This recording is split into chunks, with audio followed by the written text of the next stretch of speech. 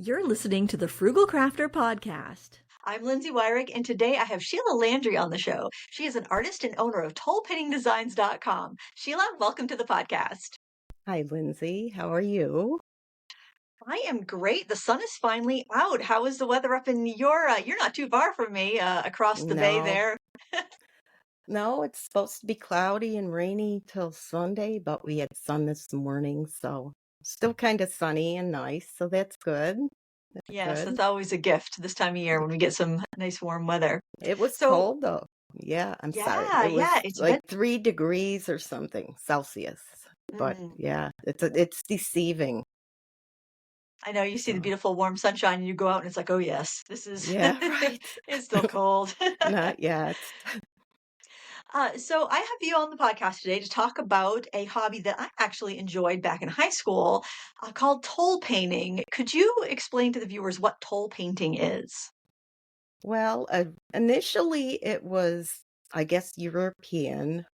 They decorated tinware and, wood with mostly stroke work. Like anybody who knows what like Pennsylvania Dutch, they when the settlers brought it over, I guess. I had to look up when when I saw you were going to ask me that. I kind of looked up because I wanted to get the everything correct on it, but modern day toll painting is interchangeable with decorative painting. And what it is as an industry is you buy a pattern packet and it has line drawing in it, and you usually do like a base coating and a shading and a highlighting and use typically acrylic paints. So it's mainly done in acrylics nowadays. And it's just painting. It's you could do portraiture. Most of the stuff is more whimsical and cute. So there's florals, there's animals, everything. So it's kind of just it's a fancy term for kind of acrylic painting, I guess. Oh, And wonderful. How long have you been designing toll painting projects?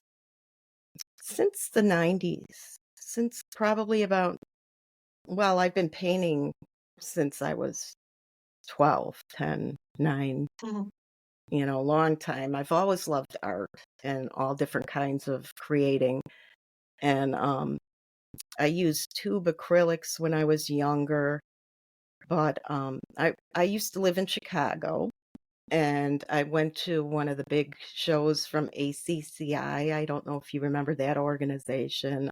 It's a big craft organization, and my husband's sister was in the craft industry, and she took me to one of these big trade shows, and it was like, wow, it was like Christmas. You could Mm. imagine, because it was at the big Rosemont Center there. That it's huge. It took us 3 days to get through, and I was in heaven. And I met up with some people in Chicago that were from All American Crafts magazine, Oh yeah. and they that's they paintworks they did. They had 13 magazines at the time, Creative Woodworks and Crafts and Paintworks and Craftworks and all these different ones. And they were such a nice group of people, and they invited me out to dinner because they saw some of my work. And ultimately, I wound up contributing to several of their magazines, and I was a contributing editor with Creative Woodworks and Crafts for 20 years. So I had Oh hundreds wow. hundreds of projects for scroll sawing and woodworking in there. So How many of those magazines are still around today? none. None of them. None that we know Wow. of. Fox Chapel has a woodworking magazine. I actually have 2 woodworking projects that are coming out next year in that, because I still do that a little bit. I actually have 2 websites, the Sheila Landry Design website, which is the woodworking side of it, and then the Tole Painting Design is the painting and painting surfaces side. And my partner Keith and I manage both those websites, and it's complicated.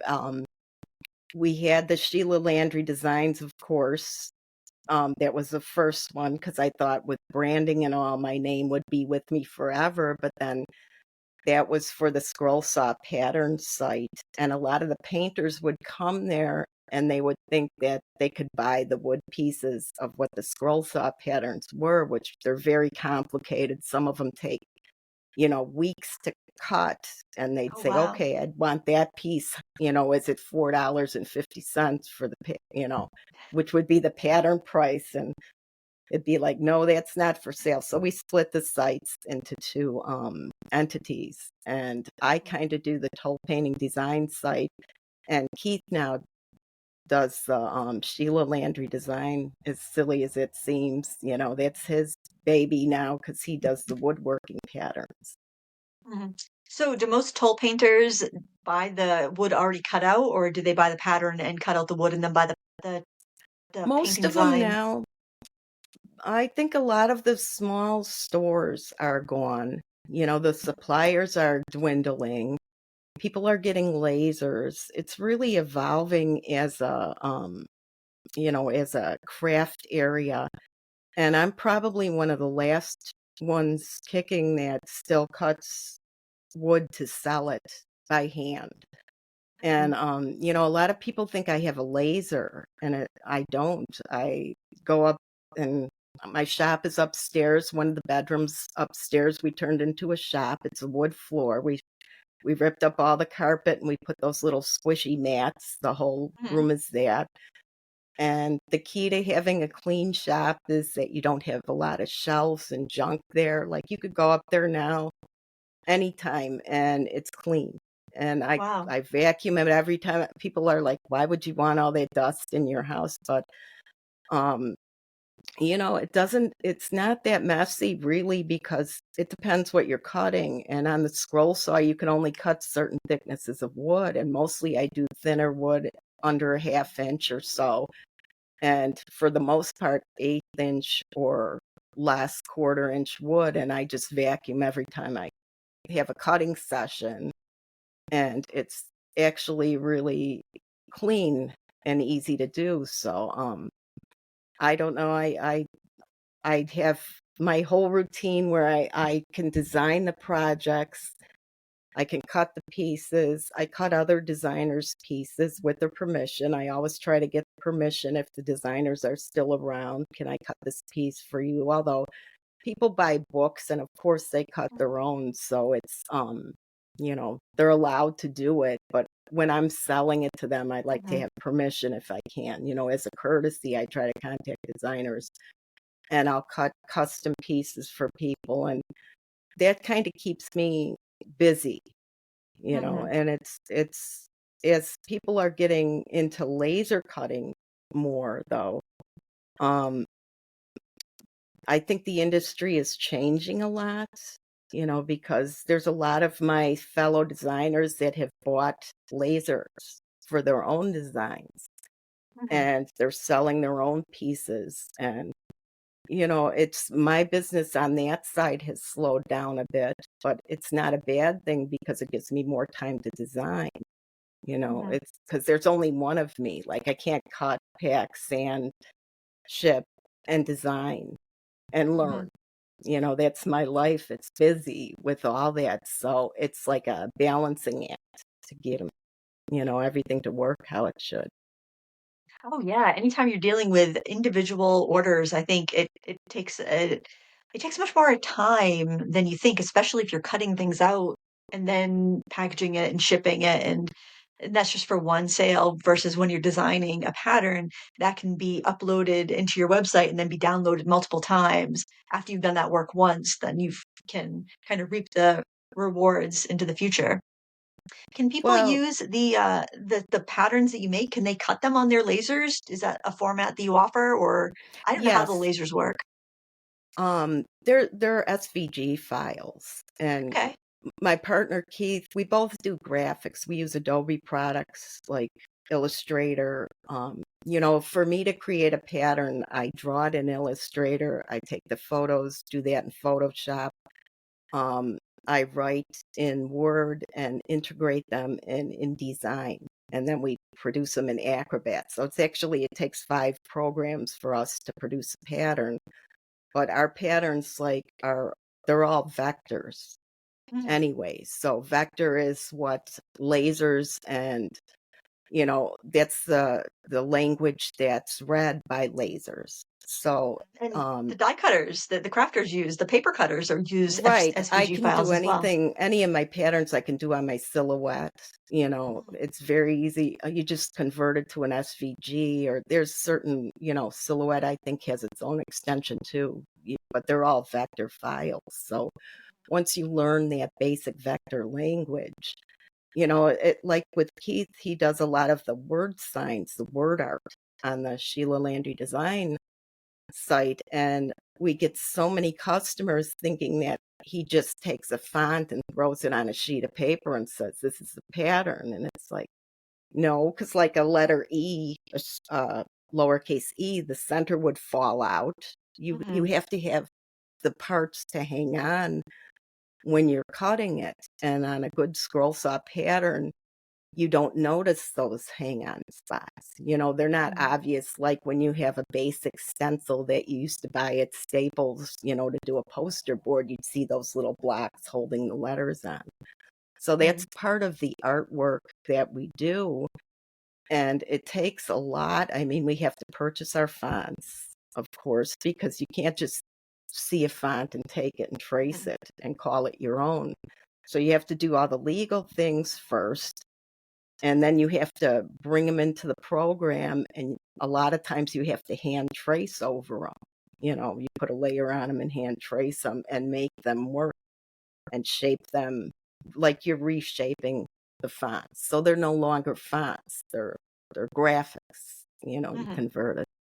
So What side of your business is more busy, the patterns on Sheila Landry Designs.com for the scroll saw, or your painting patterns?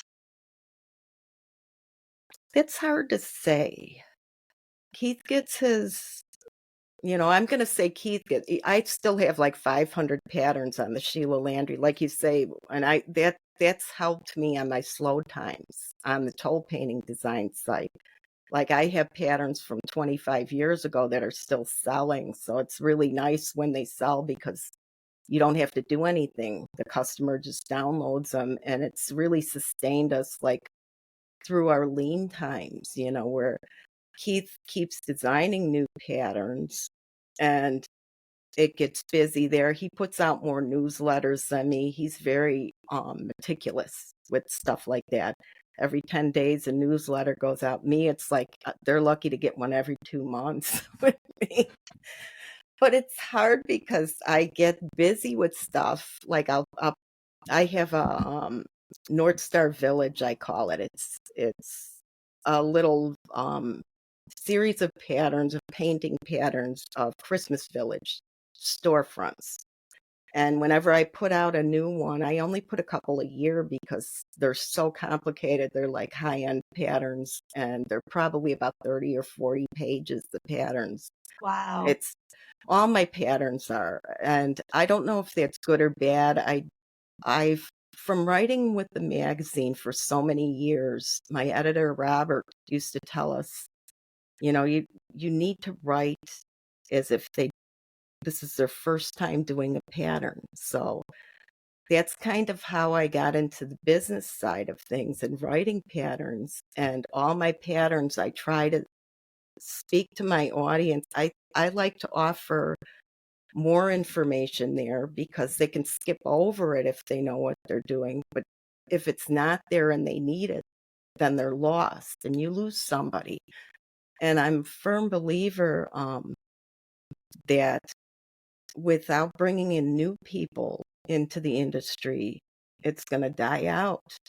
Now, the woodworking, the scroll sewing part of the business, Keith's been worried a lot lately, I'll be honest, because it's been slow, because many of the customers they were in their 70s when I started, 60s and 70s.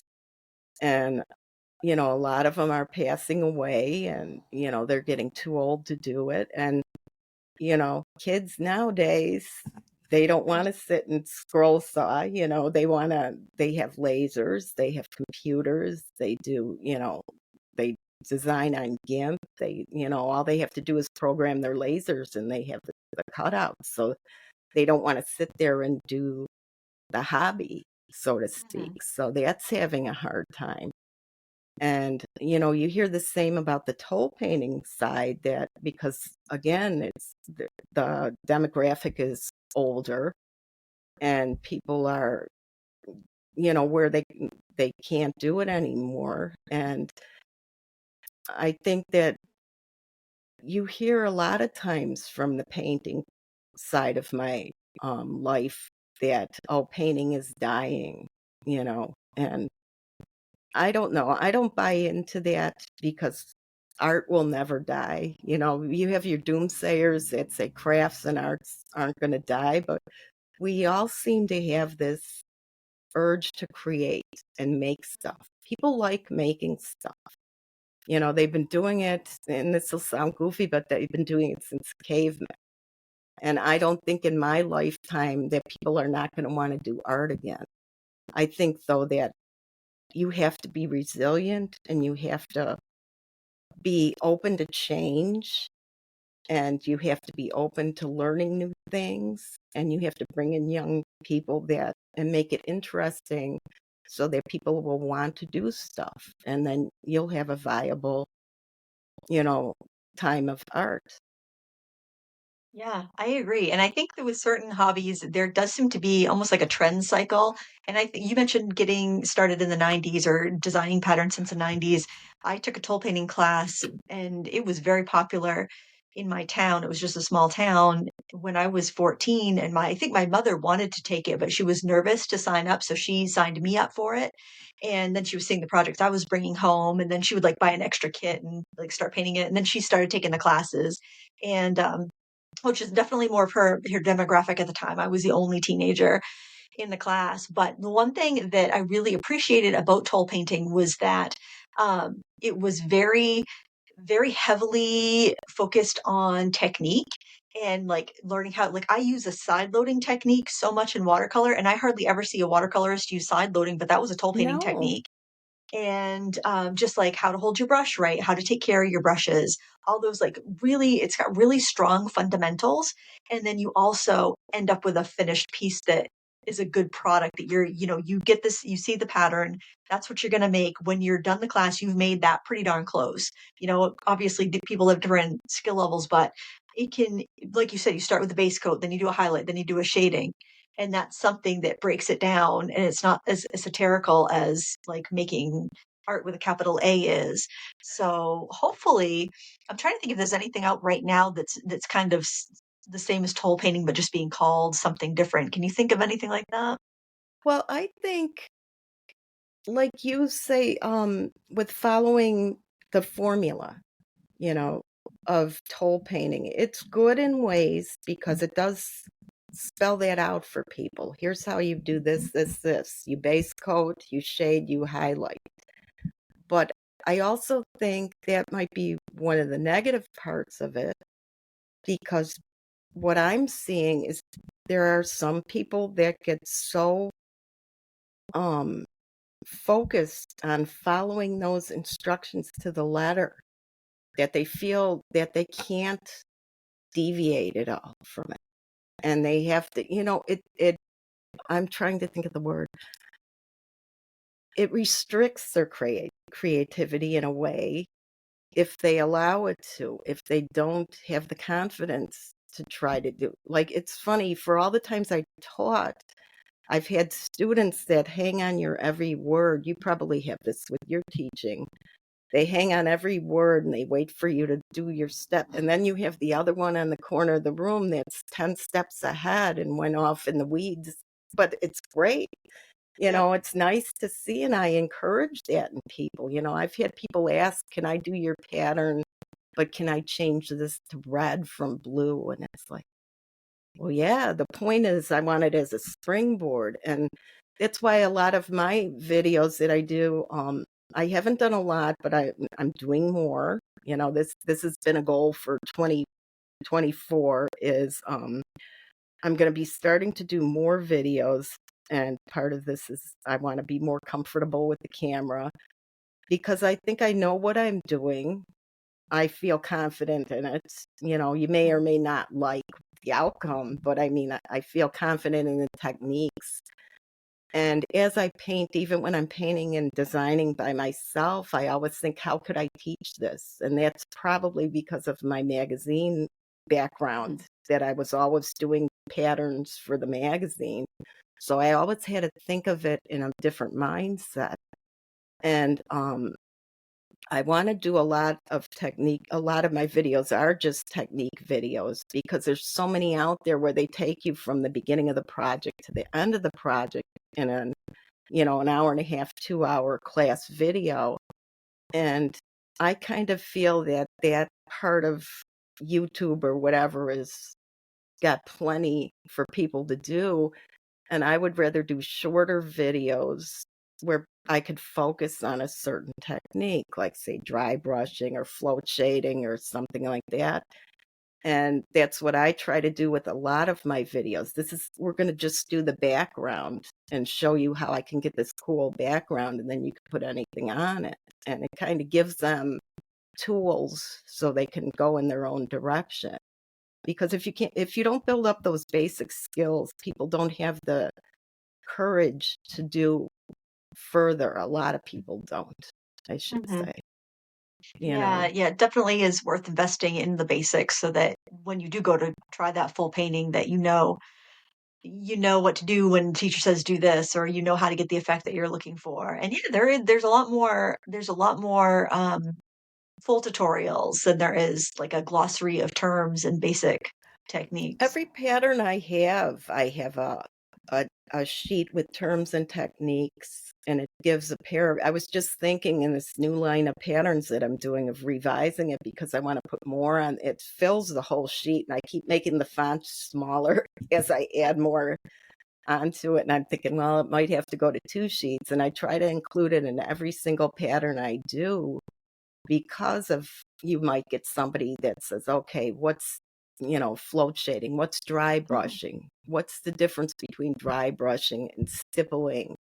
You use the same brush, but it's a mhm. different technique and it's a different result you're going to get from it. And you don't want to have to explain that every time in the pattern over and over, but because things get wordy. I guess it's my biggest um, thing I need to work on is to streamline things a little bit more, yet still get the idea across properly. And videos are a great way to do that for people.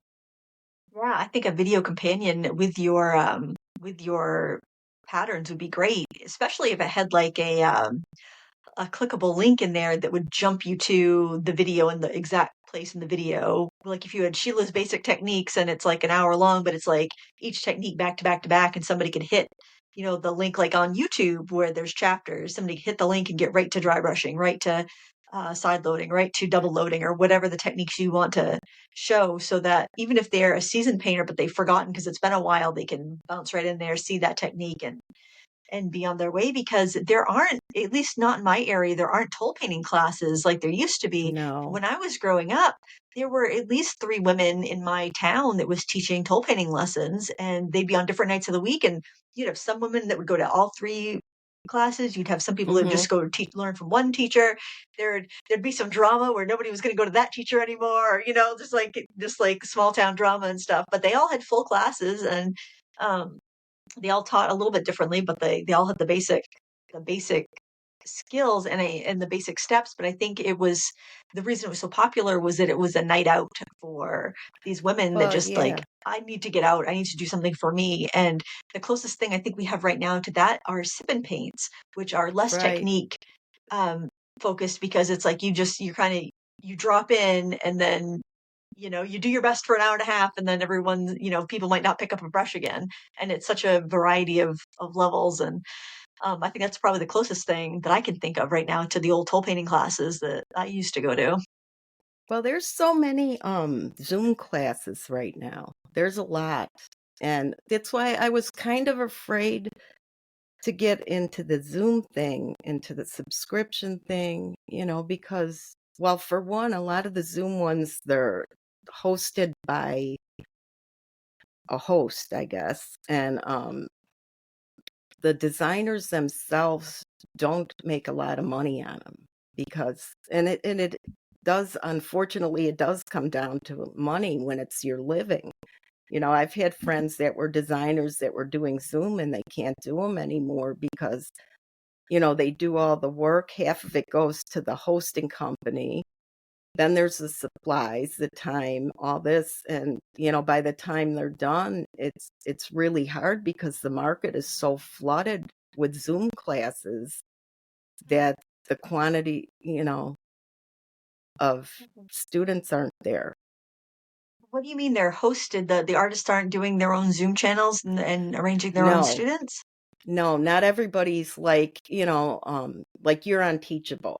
And I have a friend who's on Teachable who I follow. Not everybody does that. They go through like, it's almost like a convention. It's like online conventions, they call them. And, Oh, huh.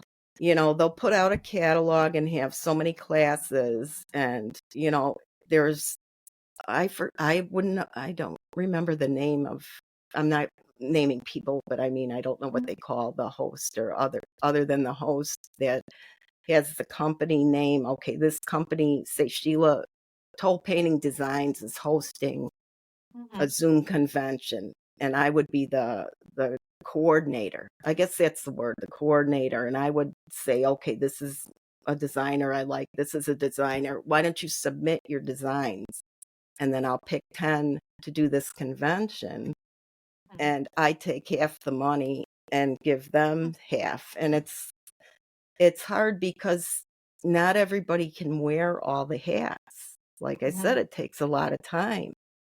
And a lot of the teachers are older, and I'm older, I'm 62, but I try to keep up with technology as much. I used to want to do every aspect of my business, but Keith kind of took over the technical part, and because our computers are like NASA between us, and he does all the, when something's wrong with the computers, I have to rely on him. And like the 2 websites we have, we were going to have somebody build them for us, and COVID hit. And he wound up during COVID building both websites, and they're so complicated that I would never dare touch the back end of them, because I would screw something up. And so there's a lot of teachers, getting back to the other, I'm sorry, I went out in the weeds for a minute there. Not everybody figures out how to do other than hook up the microphone and the camera. They don't know how to host the things. And that's another whole aspect of the business. And, it's good for some teachers. I'm not saying it's a horrible thing because it brings people into their living room and that, but there's also the time frames they have to worry about, because a lot of these classes are live, and you know how things are in the world. There's people in Great Britain that are 4 hours difference from me, 5 from you. And, there's people on the other side, on the West Coast, that are another 4 hours different. That's an 8-hour difference span from English speaking people that would probably be the participants of your classes. So it's very hard to do. And, that's part of what I've been trying to figure out with my business, was which direction to go to market myself in this area of videos that would be most beneficial to everybody, not just people in my time zone. Yeah. That's why I'm not keen on lives for myself. Yeah, I would think that because Zoom has the issue of it being live and you have to be there when it happens. The other issue with Zoom is that the quality, like the Yeah. broadcast quality, is not as good. I think if I was one of these Tole painting designers, here, I'm going to tell you how to do your job, Sheila. Take this with a huge grain of salt. I'll But listen, but I might not yeah, implement. what I would do is I would film Obviously it would take a long time to finish one of your, like, say your village pieces. You have a little sweet shop candy one that's so cute. Obviously that would take a long time because you have to let things dry. But if you did an edited video where like this is the background and then kind of did step by Hmm. step, edited it down so you had like an hour and a half or something, but you could see all the steps. I'd put that for free on YouTube, have a link to my pattern to buy, have a link to all the products using affiliate links. And then people need something, they can get what they need. If they have the color, great. If they want to buy the pattern, then you get to, um, you get to sell the pattern, but you don't have to teach that live over and over and over again. You've got one highly edited, which is going to be I think a better experience for the learner because they can pause it if they need to pause it to catch up. They've got higher resolution. They can put it on their TV in their living room if they want to see it really big versus maybe having to be at their computer or on their phone or on their tablet or whatnot. And it Right. can live in perpetuity where your patterns can be downloaded as many times as as you need. You can have a video on here's how to download a pattern. Here's how to transfer a pattern. Like have those basics on there so somebody that maybe like my mom wouldn't know what to do if she had to get a digital pattern. She would like, how do I pay for this? How do I get it? She doesn't We use a get a computer. lot like that. We have a Yeah. lot of customers like that the first time, because when you buy on our sites, both of them, like my toe painting patterns, well, both sites, they're available as paper and PDF, and we have to keep the paper patterns up there, like I said, because a lot of our customers are an older demographic and don't have access. Mhm. But if they buy a PDF, they get a link on their receipt. And we still get a lot of calls where people see the link and they say, "We didn't get it. Where's my pattern?" And it's Yeah. like it's the blue writing, and Mhm. and we wind up Yeah. emailing. We just email it to them because we can't. You know, Mhm. it's hard, and some people, it's hard for people to accept change and stuff like that. It is. But yes, getting back to the classes, my friend Vera's a painter and she does no designing. She's in Virginia and we became good friends because she bought my patterns years ago. She's even come to Nova Scotia twice for like a week at a time and stayed with me, and we would have been sisters in another life. We Mhm. really we get along. We call each other besties, and she's very helpful with my business, even though she says, I'm not a designer, I'm not a business person, but gives me a perspective that I don't have. Being someone who's done this so many years, it's hard to sometimes think back to how it was before I did this. And, she's been so valuable, like, because business was slow last year. It was slowing down, and I was just in a weird place, how we get as designers, and I wasn't doing it as much as I wanted to do. And she was like my cheerleader, and oh, you got to do this, and oh, you got to do this. And I went to this class, online with this, and I didn't like this part of it that happened, and I like this part. And, not that you take one person's word for it, but it helps to have different perspectives. And I'm trying to pick and choose. Like I'm doing a new series that I just released, or I'm starting to release. I just announced it to my Facebook group last weekend, and it's a series of patterns that they're buying all in one shot. And I'm going to set up a Facebook group for it. So it's not a subscription box because it's a one-time deal. And they're going to get exclusive for 2 months till August. And we're going to have the Facebook group, and I'm going to do these videos. I may throw a live or two in there, but I'm going to do the videos like you said, because not everybody can come at 6 o'clock my time and visit. But I want to be there. Plus, I don't have a wingman, to answer questions. Like Mhm. I know you have somebody when you do your lives that Oh can no, we I do you mine. Well, only if I do a Michael's live because they right, have a the Michael's board Michael's. app. But if I'm doing a live stream on my own, I'm just You yeah, stop and read, and I would be yeah. too nervous still because I'm not as comfortable yet, maybe in a couple years, but I'd be too busy painting and trying not to knock something, around on my desk. I'm still finding my way online and that, but Vera's going to kind of be my wingman for me, but we're going to do some trial runs and maybe do some lives where I just answer questions. But I thought the answer to that might be like a premiere where I Mhm. pre-film and edit everything. And then I present it, okay, we're going to premiere Saturday night at 8.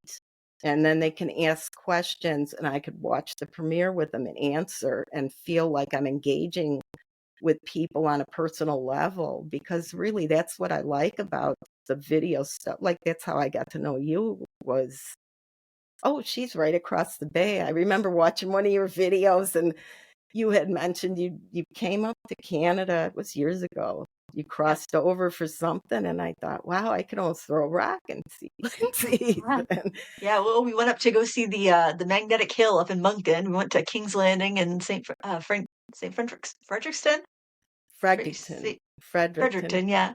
Um, yeah, we haven't been up since the pandemic. We're definitely gonna have to go No, the go see Canada again. But yeah, yeah, I think that that Facebook is a great place for the Toll Painting group because a lot of people are comfortable with it, especially in that demographic, and then a lot of people are comfortable with YouTube, where they might not, trust going to a website they haven't heard of before, and Zoom might be a little complicated. And yeah, I think that's a really great way. And I saw your ad. So I'm gonna have a bunch of links in the video description and show notes for folks that are listening to this on their podcast player. Um, but Sheila has the cutest patterns, and she's got this gingerbread they're ornaments, aren't they? Right, the gingerbread ornaments. Oh, she's got it right there. The cutest I ginger came all the way. prepared. Ginger all the Oh, way.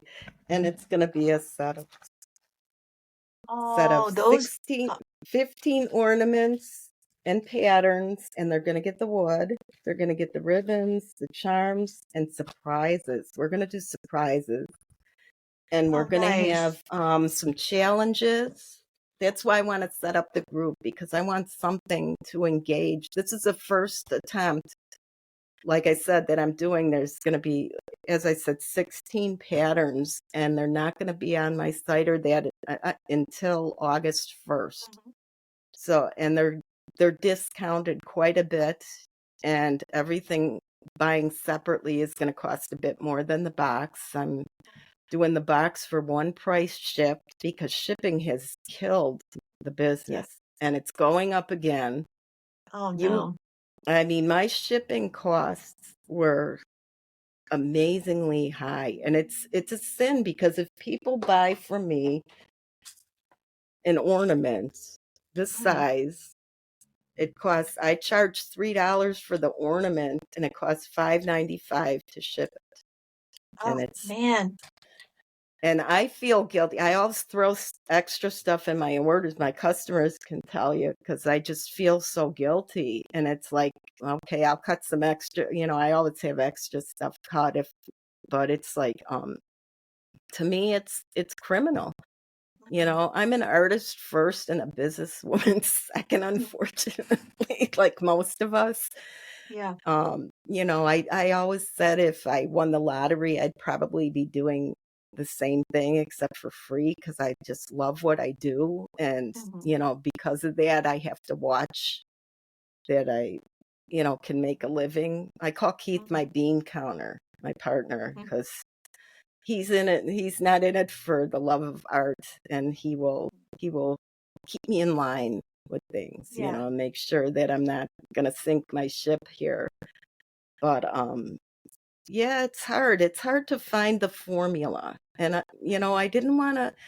The hard part is, like, if I committed to doing like a subscription box 3 times, 4 times a year, if it did do well, which we wanted to do well, I would have to cut, pack, ship.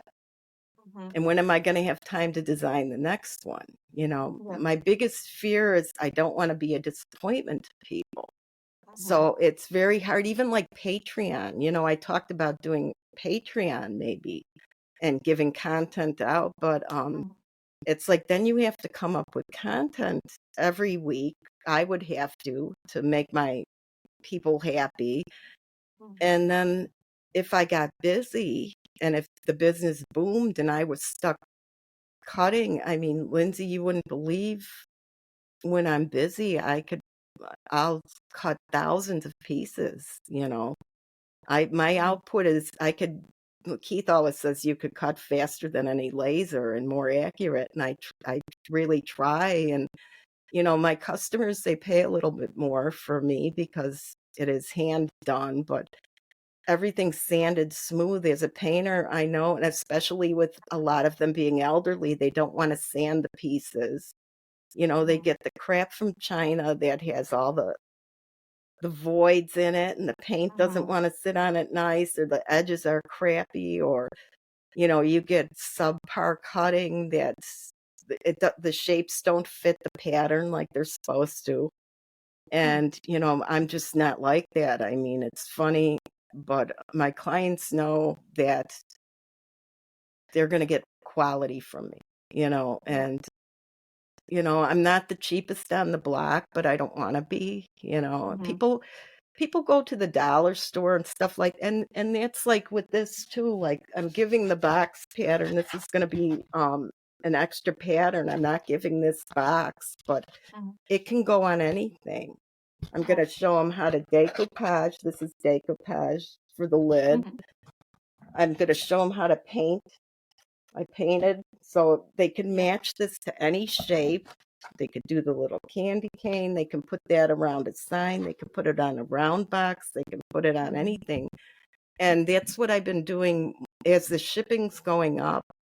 I've been trying to do more patterns that don't require specific surfaces, Mhm. because then they can go to the dollar store, because not everybody has the means to buy, a $40 box and pay $20 to ship it.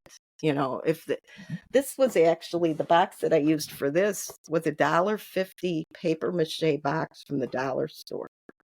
And I did it on that on purpose, just to show how nice you can make a cheaper surface look. You don't have to spend a lot for stuff. So, I mean, I don't know. I try to think of all the possibilities, and sometimes it's a good thing and a lot of times it slows me down, but then at the end of the day, when I finally do put something out, I'm really happy with it. Then I feel like I can promote it with confidence that I'm giving out the best product that I can for Yeah. people. I always liked painting on those paper mache boxes you could get at the craft store. Do you ever go to like Michael's and see what the stock shapes are and the stock sizes and then like design for those products so that people can just buy it off the shelf and buy your pattern and then you don't have to ship? Well, boxes, no. Well, boxes, yes, but shapes, it's hard because we don't all have the same thing. And being in Canada, that was a big change for me, Chicago to Nova Scotia, Mhm. because I mean, I could almost see to the ocean and it's probably 2 kilometers away. There's no houses, it's country. And Mhm. from going Chicago it's like New York, it never closes. I remember when I first started painting, my friend in Chicago, Carrie, and I did this together, and we would go from Michael's to Michael's to Frank's was a nursery and crafts. I don't know if they had those by you. We did the rounds for all the craft stores for finding supplies, but then I came to Canada and nothing was open on Sunday. And it's like, Mm. and I've come to embrace that. I kind of like it because it's like, yeah, I don't have to go out. I can't go out. I can't go to the store. You just learn to do Yeah. with what, make do with what you have. And I find that by designing on specific surfaces, like my village that you talked about, that's kind of the exception, because you kind of need a special piece for that, or the shape piece. But in general, I've been trying to do more that you can just do on any flat ornament or any flat sign, or even, Amazon sells the little square 1/8 inch boards, 12 of them in a pack for $20, Are you talking because about the cradled ones? The ones that have the cradling, like the frame on some the of back them of them, do, or? but some are just boards. I mean, I got at Walmart an I just did yesterday, I'm doing progression sheets for these patterns, and it's just an 8x8 flat 1/8 inch birch board. And I bought the 3-pack, even though I got a ton of wood upstairs. I wanted to see the quality of them, and they were fine. I mean, they're a little thinner, than what I use, but they're certainly fine when you wind up painting and varnishing them and all that. And, you know, I don't want to restrict people, because everybody's hurting. You don't hear of a lot of people that are doing really well these days, that aren't big bankers or whatever. I mean, Right. regular people, regular craft people are hurting. There's supplies are high, everything's going up so much, it's crazy. And, Mhm. I've been like you, where I'm trying to less buy. I call it a less buy year. I I have enough supplies to last me about 3 lifetimes. My goal is to be like Betty White and live to be 99, and I will not get through a tenth of the supplies I have. But, I look at them. I keep everything organized, and I Mhm. love every single it's like not junk that I would get rid of, but I would feel bad if I don't use it, and I don't wanna keep collecting. And, there's always gonna be another paint that's different, and another, and your job entails trying 10 different brands of paint, but, mine doesn't. Mine is like, I should have I have a good set of pastels that I like. I have a good set of oil pastels. I have a good set, of color pencils. I actually have 2. But, it's I think as a society, people are tired of collecting and buying and buying and buying. And as a designer, I would rather have them spend money on a new design than new materials to make it, and use their own. And I've kind of embraced mixed media a lot, thanks to Mhm. you. And I love gouache, is cool. That's fun. And I got that from your class, where I really started playing with my gouache, and I like that. And a lot of times I'll do a design and say gouache, and then I'll convert it to acrylics and make a pattern out of it. I've done that a few Mhm. times, and it's really been, and then at least I feel like I'm doing something arty, instead of Mhm. doing it for the job all the time. Mhm. It's very hard to divide my time between work and play, you know. Mhm. Are all your patterns, acrylic based, or do you do? Because I know, like, I've designed for the Decorative Painter magazine, but I've done, like, colored pencil and watercolor for them, because they have oils, acrylics, colored pencil, watercolor. Do you stick to acrylics, or do you sell patterns in other media as well? Well, I stick to acrylics, but I was just this morning telling Vera how I'm planning a beginning watercolor class, because I Mhm. love watercolors so much.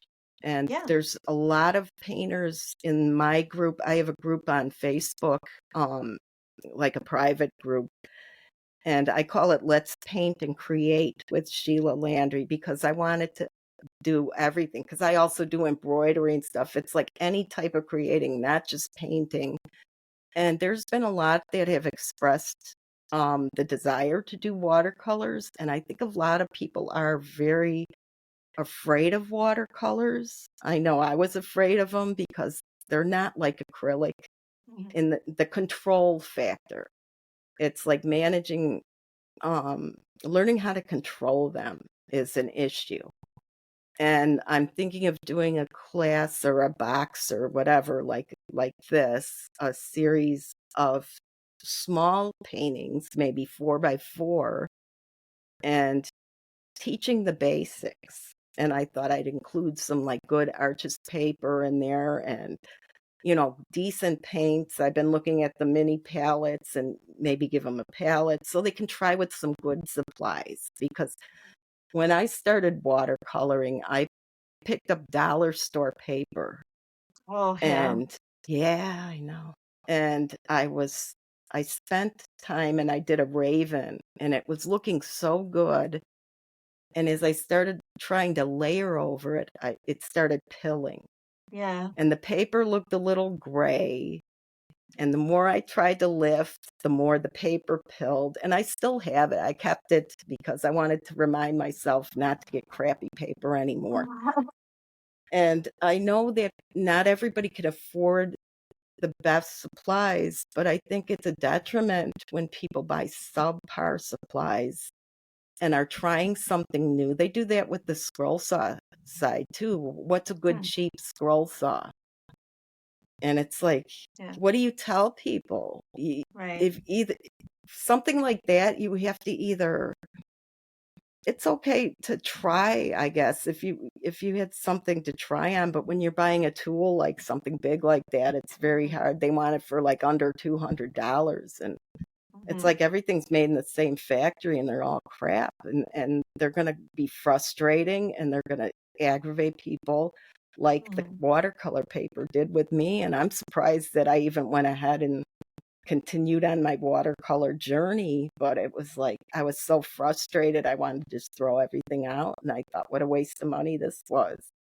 Mhm. So I guess you have to try with decent supplies. And I guess what I want to try to do is make up little kits that will give students the opportunity to maybe do a one-time expense that's not Mhm. exorbitant and dip their toe in a little bit and see if that's something they like when they're using quality supplies Mhm. instead of getting the cheapest thing because you know how complicated that can be, I'm sure.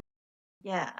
And the nice thing about watercolor for both newcomers to art, because it's such a compact and low VOC, environmentally friendly. I mean, it can be, you can make it very environmentally friendly and you can make it pretty affordable. And then watercolor is so long lasting, it's not going to dry up in the tube. If you make a little palette, it's always going to be reusable, unlike acrylic paints that can, if they don't get used up in time, they can get kind of chunky or um, Yeah. separate and go bad. And it's a small footprint. And as people get older, they might not want to have 200 tubes of acrylic paint and to have stuff that has to be washed, brushes that have to be washed out really meticulously. They might want that small little compact thing, especially as they get older and they don't feel like cleaning up, or maybe don't have as much space, or maybe they've gone to assisted living, so they just have a tiny area that they can work in.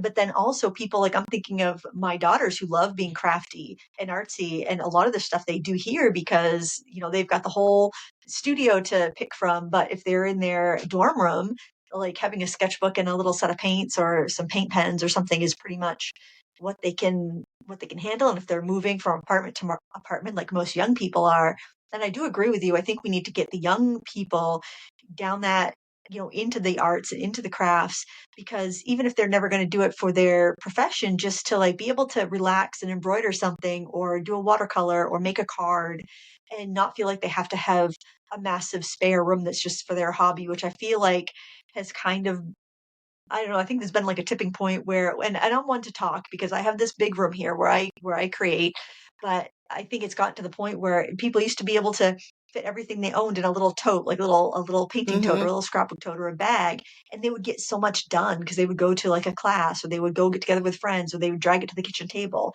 and they would get so much more done. Now we have all this stuff and all this space.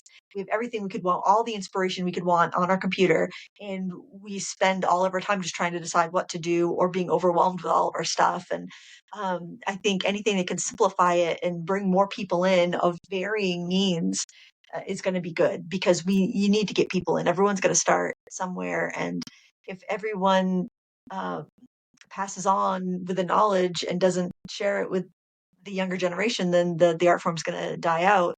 So yeah, Well, I think you're right. that's why I chose, or why I think I'm leaning towards watercolor, because I do use a lot of different mediums. I mean, I'm I'm okay, and I've done pastels, soft pastels, oil pastels. I haven't done a lot of pencils because it's slow, but I like pencils as a supplement. And that's another thing, one artist that I've been following, Vera had gotten me a subscription box from her, and she does acrylic painting with pencils. So all the detail work, instead of having to paint really fine details, you use pencils on. And it's a wonderful way to do things, especially for people who are older, who don't have that steady hand. It's funny, a lot of my customers say, I used to do this, but I shake now, or I have tremors now, or, as we get older, the bodies tend to give out. It's easier to hold a pencil than a paintbrush and paint. And as you said, the footprint, the acrylic's a tough place to start because it's like you said, it's long, its lifespan is short. Like, acrylic painters do not like mixing paints. And, that's one reason I love watercolors, is because it's taught me more theory, you know, without going in and saying I'm going to learn theory. But I learned theory. Like, I know more theory in the 3 or 4 years that I've been watercoloring than I learned in the 25 before in acrylic paints, because the paints, and I'm guilty like you, like mine are behind me on my day bed. I bought a day bed with a trundle underneath that holds 350 pounds, and mine, that's where my paint is stored, in my room here. So I have all my acrylic paints, and the one brand that I use is like, they have about 400 colors. And it's like, how many shades of red could you have? And I remember when I started painting in Chicago, as I said, we'd go from store to store to store because we needed, number 325 cherry red for this pattern, and we'd hunt it down, and I don't know how much gas we spent chasing around, and my daughter was a baby, and my friend's son was a little baby, and we'd be dragging the kids, and we'd find this color, and then we'd do the pattern, and it would be for blush on a cheek, the red. And it's like, so we did all this running and spent all this, and we could have just grabbed a red and put a little bit of white in it and tinted it to the color we wanted and call it a day. And it's funny, but I do think, and I'm not going to mention a company specifically, but some of the paint companies, they're training their customers that they have to have these colors. And it's frustrating to me, because every year then they dump 10 or 15 of them, which screws up like my patterns. I remember 2 years ago, I was doing one of the ones like the bakery, and before the pattern was even on the market, 3 of the colors were pulled from the company. Oh, wow. So the residual is going to be in the stores, but then people are going to look for them, and I can't go back and rewrite all my patterns. So then they come out with new colors, and you could hold the bottles back. And I didn't notice this until I started saving. I used to give away the colors that were discontinued so I wouldn't design with them. And now I just mark the caps and put them in the back of my stash. And when I started doing that, I noticed that the new colors were really close to the colors that they dumped 2 years ago. And it got me kind of upset because it screws up customers. They don't understand. It might be money. Oh, they understand. They understand Yeah, exactly what well, they're doing. they don't understand the impact that they're having, though, on themselves, the long-term impact, because it'll make their sales go up now because everybody has to have the new colors, right? There's 8 new colors this year, and everybody's ooh and ahhing about them. But they're going to lose a lot of people because these people are they're getting frustrated with this, and the designers are getting. I'm as a designer, I'm really frustrated with it. Like, I don't want to use the new set of colors. I got mine yesterday, as a matter of fact. They came to me because the company's been supporting me, since I've been in the magazine, and they send me their new stuff, and that's very kind. And a lot of the paint is there, but I don't even want to use it because it's very disheartening knowing that it's going to be obsolete in 2 years and knowing that they have such little regard for their clients. It's going to make them money initially because everybody wants to rush to the new things. But in the long run, it's going to lose customers because I've had so many people email me, write me, talk to me, and say they have 300 bottles of paint. They don't need more. How come they can't use colors from that? So, in my patterns, I started putting spot charts in Oh, there. good. Yeah. And I think I did that 2 or 3 years ago. And I cannot tell you the positive feedback that I've got from that. And I say right there, which, may or may not be, the paint company may or may not like it, but I said, here's the colors. Use anything close. You can use another brand. That way they could cross brands so they don't have to run out and find these things, like I said, for the dot on the cheek to go travel into 3 stores, and I think the way that we're going to change that is A, not buy it, and B, teach people to adapt. And most of the stuff, we're not doing portraiture of something that's you need specific colors, stuff like that.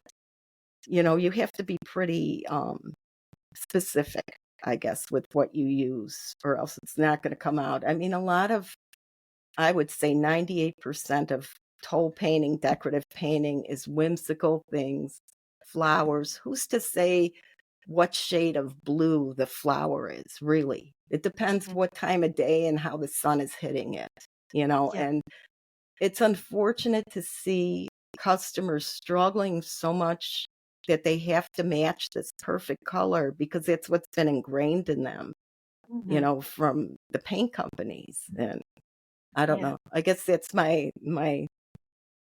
gripe about the system right now. I wonder if because I think that whole thing, like the having 300 colors, I think that is the number one thing that is a turn off to younger people that would consider getting into that hobby. I know that would be a turn off to me if it's like if I had to start this, I have to get all these things. It's expensive, especially young people who do not have the disposable income and they don't have very much time. And to say, oh, and you're going to need all these surfaces, you're going to need all these paints, you're going to need all these brushes, and it's overwhelming. And I think if you could pick and choose and take like the technique from the Toll painting world, learn how to mix colors, or somehow like get the clientele comfortable with working with like a basis of maybe 20 colors, and that way they can have high quality products because they don't have to buy 400 of them, and then they can mix exactly what they need and replace one tube as it runs out, not when it goes bad, not replace 25 when they go Right. bad.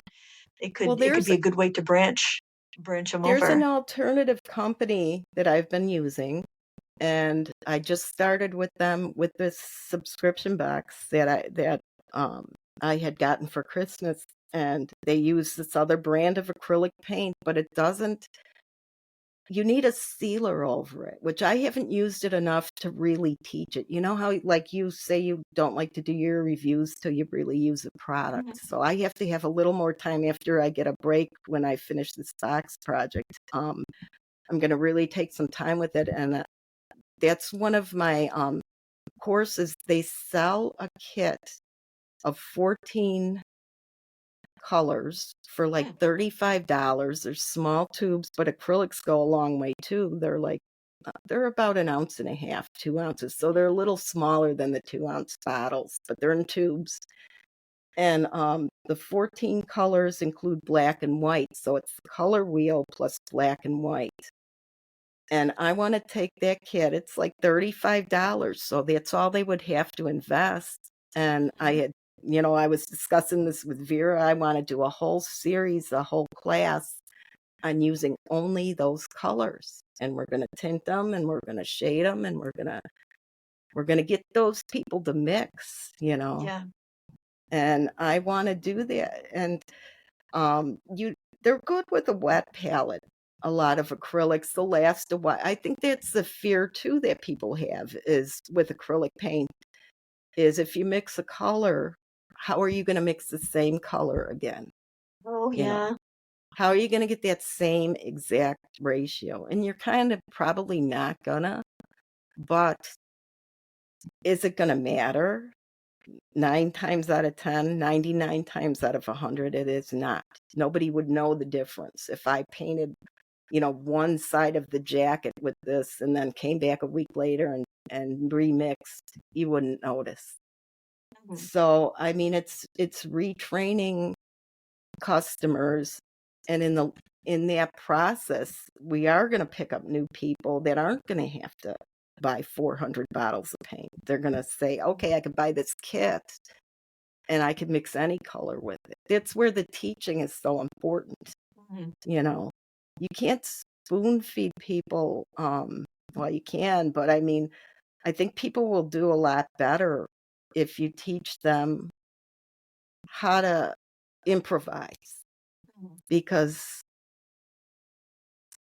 people get so set in having to, like I said before, you have to follow it to the letter, and Mhm. it's a very it's a poor way to teach, I think, in some ways, and Mhm. it's why I like the mixed medias so much and the different, like the sketchbooks and that, because I like learning processes more than projects, you know. When I watch a video, and I have my Patreon and learning budget, I'm in your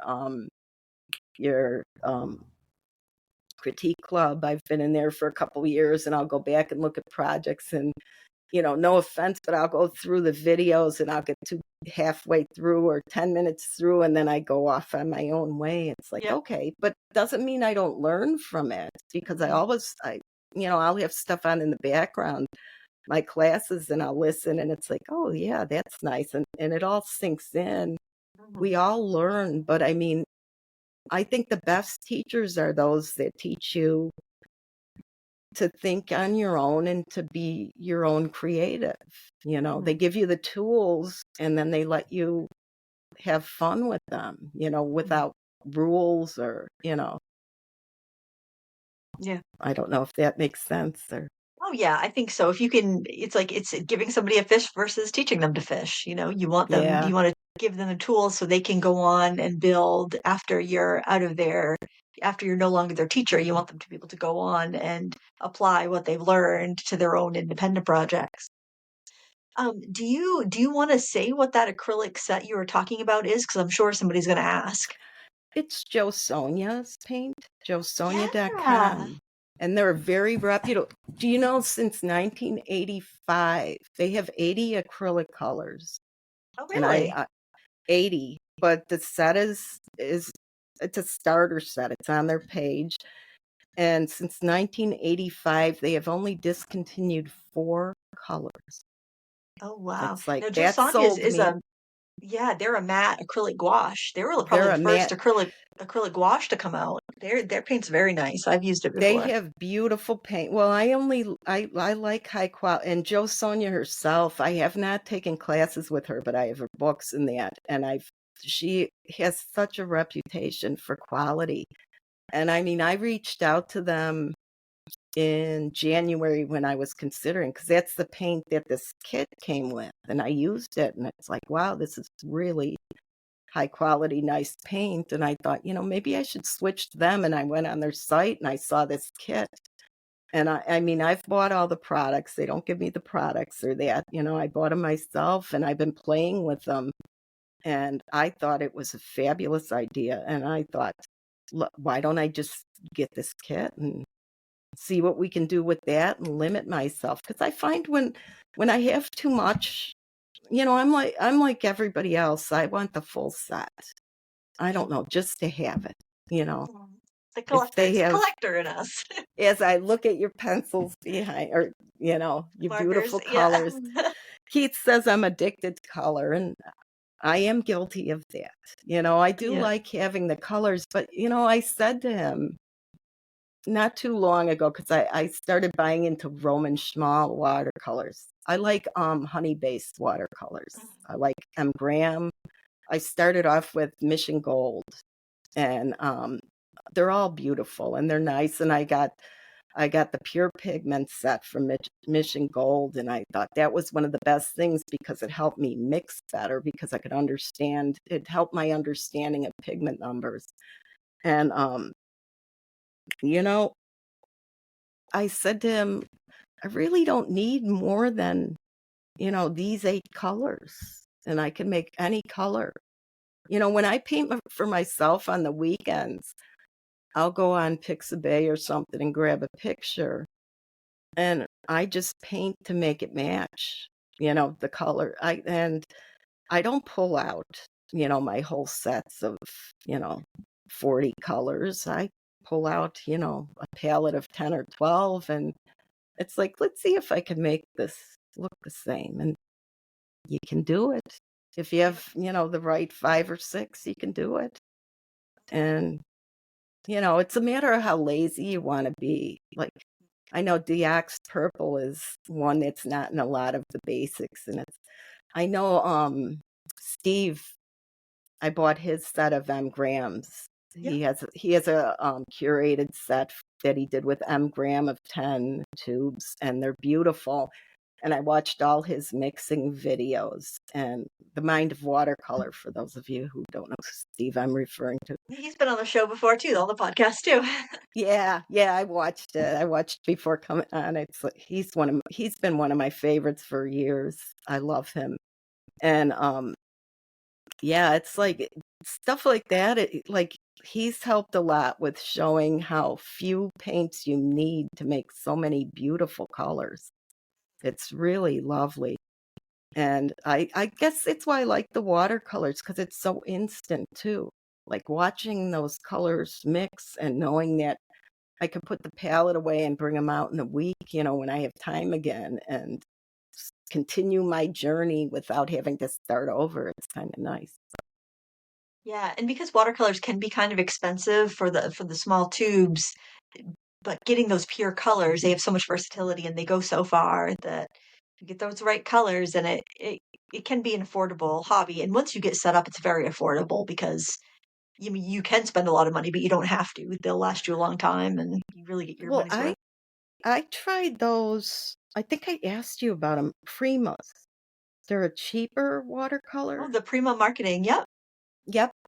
And my friend Tracy sent me the pastel set. It's like It's a weird one. it's a That's a vintage one. I did a yeah. little. I found a bird on Pixabay, and I did a little sparrow, and it looked beautiful. Yeah. But my other friend that I follow, Kelly, she has the Ganze Tambo Mm-hmm. Gansai Tempe. vintage. Yeah, Tambi, Yep. the vintage set. Oh, the Art Nouveau Art set. Nouveau. And Yes, the I like Pima that one. set is very similar to that, though. That's why I've been fighting. It's been in my Amazon cart for like 6 months, and it keeps going up and down. And I told Keith, saw it in there, and he's like, "Are you gonna get?" I said, "No." I said, "I got this set," and then what I did, just for the light fastness, I swatched out the Prima set, and it's been on my window now for about 6 months, and I just checked it last week, and they have not faded at all, and I Oh was wow. shocked I'm shocked because too for a pastel set because for pastels such a tend to be less light fast. plus they were so cheap. I wound up buying a Yep. couple of the other somebody gave me a gift, and then it set me on a road, and I bought like, 3 or 4 of the other sets, and then I bought my friend Vera the full set with all the colors and sent them down to her. So Yeah. I guess the gift cost me a little bit of money, but Oh I yeah, could just that I'm that Art bad, Nouveau set is so beautiful. I remember isn't because when I saw it and I'm like, oh, I want that, and it was out of did you stock. So it was get like as soon it? as it came, I did.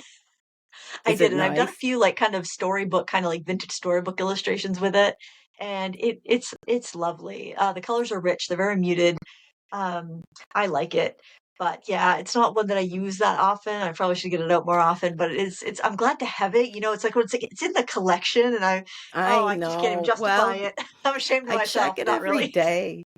It went down to $48. See, I'm in Canada, so I'm in Yeah. Canadian. So it went down to 48 and then it went back up to 55. I didn't get it. And I thought, Yikes. well, Yeah. and now it's down to 52. And I said to Keith, well, if it goes under 45, if it goes to 40, I may have to get it. I told I him do that too. because, It's like well, watching the stock market. Oh yeah, I know yeah. what you mean. It's a beautiful set. We have this site. I don't know if it will work with Canadian Amazon prices, but in America, I don't know if it's an American site or not, but it's called Camel Camel Camel, and you Oh, put in the link for the Amazon product, and oh, it'll track tell it. you what it is, what it historically is, and what the lowest it's ever been is, what the highest it's ever been is. So you can look to see if there's any patterns, or you could know, like, okay, this has never been cheaper, I'm going to buy it, or oh, this was way cheaper 5 months ago, or and then because if you've seen it go down to that price before, chances are it will go down to that price again. I found with Amazon stuff, not always, but a lot of the time. Well, So I got my Prismacolors, which I swore I wouldn't get because I have the vintage set from the mhm. 90s. And Yep. there were only how many? 100 in there?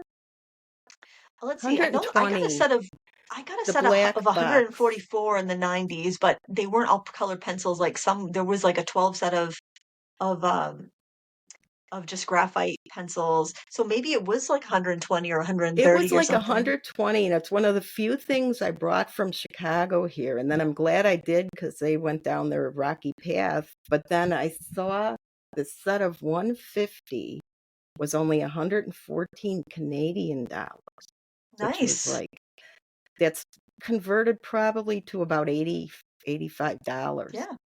And I couldn't resist. I got it. And he's like, I Yeah. thought you weren't going to get those Prismas, that they were bad. Because that was my justification for getting Mhm. the um, Faber-Castell pencils. Mhm. He's like, They're don't so you have different pencil? though. I know they are Yeah. different. They are. And it's like, and seriously, which is sad, is I don't use them a lot. I use them for accents because I don't. But see, when I started watching YouTube videos, like right before I saw you, Lisa from Latree, I Mhm. was following her. I know you had her on the podcast too. Yep. And she was the one that really got me involved in doing fine art with pencils because I don't know if I was on Pinterest and I saw her work. And that was before I even knew that you can do that kind of thing with colored pencils. And I thought, wow. So yeah, so now I have the 150 set. I'm guilty, but that's it, right? We keep I saying, also fell prey to the 150 set on sale, but I got it for 59 American dollars in how? 2017. And they were Who all did you great pencils. kill? I'd never broken one in the bunch.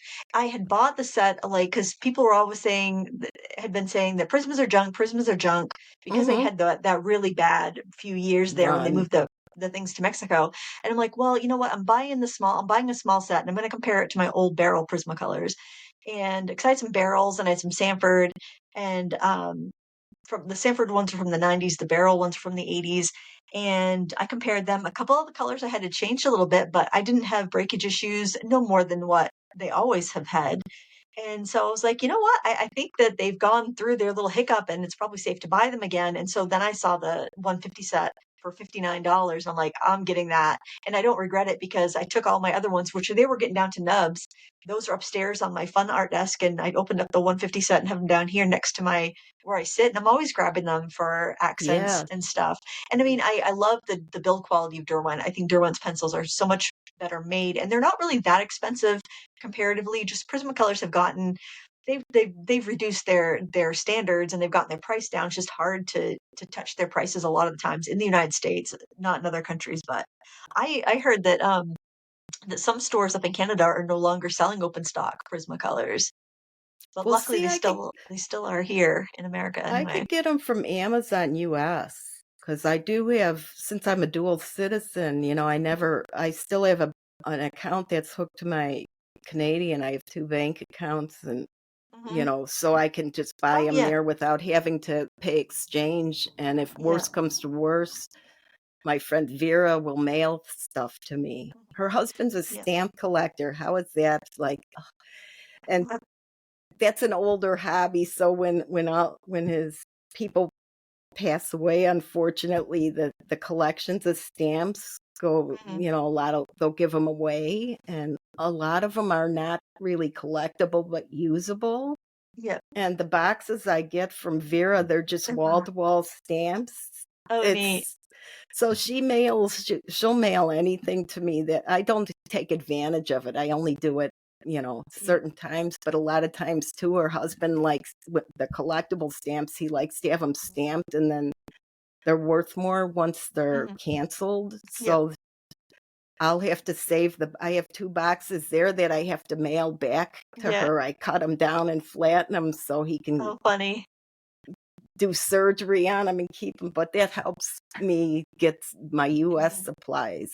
I mean, Yeah, you could probably order from Blick with your American stuff and have it shipped to her, and yeah, I do then to and then she her, could but send it to. Blick to me it's sad because It'd the be shipping expensive. is anything that goes through FedEx, and they do and they charge, duty, taxes. Mm. You pay more than the stuff. It's terrible. Wow. The only one I that can from another country is Jackson's. I don't know, what they have going on with shipping, but they're the only cheap shipping out of Canada. That's probably the Yeah. hardest thing with moving here is like you see all the Mhm. bargains. It's probably a good thing Mhm. because I have Yeah. more. Yeah, definitely. It's very tempting. It's tempting. Every once in a while, I have to do a no buy month just because I've gone off the rails and I need to just I'm not good at moderating. It's like I've either got to just completely cut it out for like a month and then I can get back to where like buying a pen is a thrill. Yeah, otherwise, because you get desensitized and it's like, oh no, the pen's not gonna. It's like a drug. It's like the pen's not gonna It like is. give me that thrill. I need to buy a whole box of something, or a whole set of something because one tube of paint isn't going to be a thrill. So yeah, I've gotta abstain I'm from in it for that a on while. mode now. I said to him, the Amazon guy that delivers is going to think we died because we went like a month without getting Amazon. And now he's here like every day because I've been buying stuff for this box that I'm like the Mhm. ribbon and the paper and, the charms and it's like, oh yeah, I use that for my customers. And it's like, I we know, just it's put, funny. You think about what we did before the online ordering, and we'd go to town when we needed something, and we'd pay a lot more for that one thing, but we just buy the one thing, and now we have access to a bunch of cheap things, and we buy all these little cheap things, but we get lower quality and we get so much more, and we're probably spending a lot more because it's just so tempting. Whereas if we had to go to the store, the physical store, and spend $30 on a brush, we wouldn't be buying this brush set and that brush set and this and that and the other. We spend $30 and that would be it. And we probably spend like $130 buying all this like inferior stuff. well, So it's it's hard because it's for your so silly. work and mine too. It's hard to, Yeah. when you love your work, it's hard to get out of that gray area and not justify everything. I'm the Mm, queen of justification. yeah. I can justify it till the cows come home, and I just have to be very, I have to take a conscious effort and look at my beautiful stuff and use my beautiful stuff and Mhm. stop, you know, stop buying new. But there's always that little something. Well, just one more thing. This is a Yeah. little different. Curiosity, man. Curiosity Oh, killed I the cat. know, Curiosity I kills my know. budget. My budget. Well, and that's it. You got a budget. It's like my Yeah. class budget. Mm, I shift around like my Patreon. I like that Patreon you could drop and pick up people, and because I'll do somebody, and I always feel bad though because I feel like the teachers become my friends because I always interact and ask questions, and then I feel bad about dropping classes, but then they keep building as my skills change and my interests change, then they build. So I've been pretty good with sticking to a budget on that, but it's very easy to keep wanting to do different things when we're in yeah. different, mediums and that too. Yep, Right? there's so much to learn and so much to try, and especially in the world of art, if you're curious and you love it, there's just so many roads you can take, and I It's love a that. I just great need to, time to be an artist. I don't want yeah, to hear it art is really is. dying. I get mad at those people. It's like, no. No, No, art's no, not it's dying. here, it's here, and I think you'll see a big rebellion against the AI art where people want to get their hands dirty and want to make real art with their hands, and That's sad, and I stick my head in the sand with that. I don't wanna hear it, because you know what? Nothing will ever replace the satisfaction you get from making something yourself, and that mhm, includes on a computer. You mhm, know, like, some people can draw on a computer and do digital art, mhm, and, I'm not a big fan because I like my hands-on thing, but then when I make my videos in that I could when I made that promo for my boxes, I had so much fun that it actually dawned on me, like, this is why people like making digital art, because you're manipulating pixels, yeah, but mhm, it's fun, and it's like, I find goofy music. I like my promos, mhm. Yeah, the promo for it that box came out really nice, I think. it's fun, and I'm on the basic, what do I use? Filmora for that. I won't buy any music or any of the extras. I did pay for the program. I'm not on the free platform, but I kind of draw the line because Pixabay and that, they got music in there. I didn't even know that. They have overlays and all that. It's kind of fun playing. It's like, how many careers can I have? I could No, I I could say be a Renaissance woman and just follow your curiosity and go from there. Well, we've been talking for over an hour and a half, or just Oh, about an hour and a wow. half. Um, I have one more Yeah. question for you before we go. What advice would you give somebody that wants to start toll painting? I would tell them to be have an open mind and be brave. It's only paper, it's only wood, you know.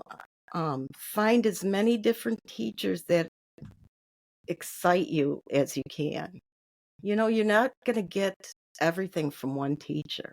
Yeah, I find that a lot of my friends will say, "Why do you always recommend this teacher and that?" Like in my group or whatever, I'm always talking about other teachers, or in my blog I do that.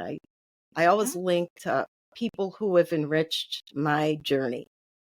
And why would you promote them when that's your business? It's going to take away your business. And it's like, no, we're creating artists here. If we can't be everything to everybody. And if you're starting, you need to look at a variety of different teachers, and you're going to find something that's going to click and something that's going to make you excited. And as long as you're happy, there's no wrong way to do it. It's like any type of art. You can listen to what they say, and I find many teachers have great advice, but then the more I learn, then the more I want to do my own thing on it. I'll find a certain teacher. I don't want to paint like that teacher. I want to learn what that teacher teaches me and then paint like Sheila, mhm, which that's the hardest thing, is finding, like, I like so many things. It's very hard for me to find something to settle on, but you don't have to. Who says you have to do one type of art, you know? And mhm. I don't know. I guess the most important thing is just to have fun. If you have a buddy to do it with, that's even better. I find that other people around you, be it online or whatever, it makes it more fun to have others doing the same thing you're doing. So I don't know, just try, try, jump right in. That's great advice. So, where can people who want to learn more about your patterns, see your work, and get in touch with you? How can they find you? I have a YouTube channel, and I have tolepaintingdesigns.com is my pattern website, and woodworking, well, it's pattern and surfaces, I guess. I have my woodworking surfaces that I sell there, and I have my WordPress blog. And I write every Sunday. I've been really good at that. I saw the calendar, and since August, I don't think I've missed a Sunday. So, yay me. Nice. getting in habit of doing it. So I try to say something in there, and it's not just here's what I'm doing by it. I try to give you thoughts on what I observed over the week with art related. So there goes Wolf Blitzer, my cat. I know, I've Just seen your cat walking. hopping around in the background. Yeah, that was he. But Cute. yeah, I guess that's it. And the Facebook, I have Let's Paint and Create with Sheila Landry group. So I guess I'll give you all those links. So Yeah, and we'll put I'm them in all the show over. notes and in the video description so everyone can get in touch with you if they want to see your beautiful artwork. The Christmas village Thank is so you. cute, and the new gingerbread kit. That would be just the perfect.